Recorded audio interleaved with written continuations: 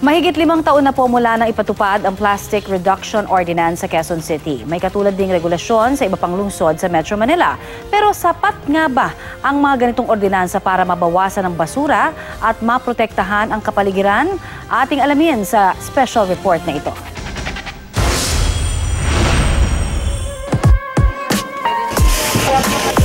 Bago pa man magkaroon ng ordinansa na nagbabawal sa paggamit ng plastic sa Quezon City, naisipan na nila Nancy na magpaskil ng karatulang ganito. Naglagay na kami ng bring your own reusable bag. So, aware sila na we don't use plastic na talaga. Sa ilalim ng Plastic Reduction Ordinance ng lungsod, maaari pa rin gumamit ang mga mamimili ng plastic sa halagang 2 piso kada piraso. Pero sa tindahan ni Nancy, hindi na lang kami nagbigay ng option to use plastic dahil na rin nga para makatulong yan sa environment. Mahigit 5 taon na buhat ng ipatupad ang Plastic Reduction Ordinance na naglalayong protektahan ang kalikasan at kalusugan ng mga mamamayan sa pamamagitan ng pagbabawas sa paggamit ng plastic. Pero malaking palaisipan pa rin daw kung talaga bang epektibo ito. Patunay raw dito ang may 70,000 pisong multa na nakokolekta ng Quezon City sa mga kumpanyang lumabag sa mga Plastic Reduction Ordinance. Noong 2011, inutusan ng lokal na pamahalaan ang lahat ng establishmento na magpaskil ng paunawa ukol sa pagdala ng reusable bags. Noong 2012 naman, ipinag-utos din ang pagkolekta ng tig-2 piso sa mga mamimili para sa bawat plastic bag na gagamitin. Ang mamimili dapat raw may bit-bit na reusable bag.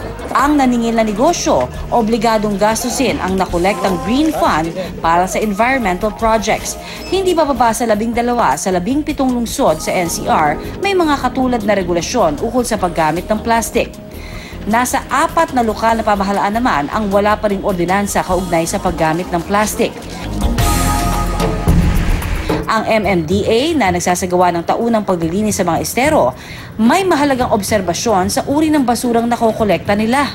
Right now we see still 14% of the waste collected is plastics. We always can expect na the amount of waste generated is becoming more over time because we're preparing for more population. The plastics ban is a step in the right direction, but it has to be enforced. We can better promote to citizens that these laws do exist. Hindi naman mahigpit na patutupad. Sa Quezon City, medyo mahigpit pero pwede kang bumili. No? Kailangan pa rin talagang panindigan ng mga local officials. 2 pesos lang yung plastic bag. Napakamura niyan. Aminado ang mga opisyal ng Quezon City, may lugar pa para mapabuti ang implementasyon ng ordinansa. Although para sa amin successful yung ordinance namin, siyempre na-recognize din namin yung limitations namin, lalo na sa enforcement. Kasi sobrang laki ng Quezon City, sobrang dami ng business establishments. Yung personnel namin limited lang. Why do you have to ban plastic?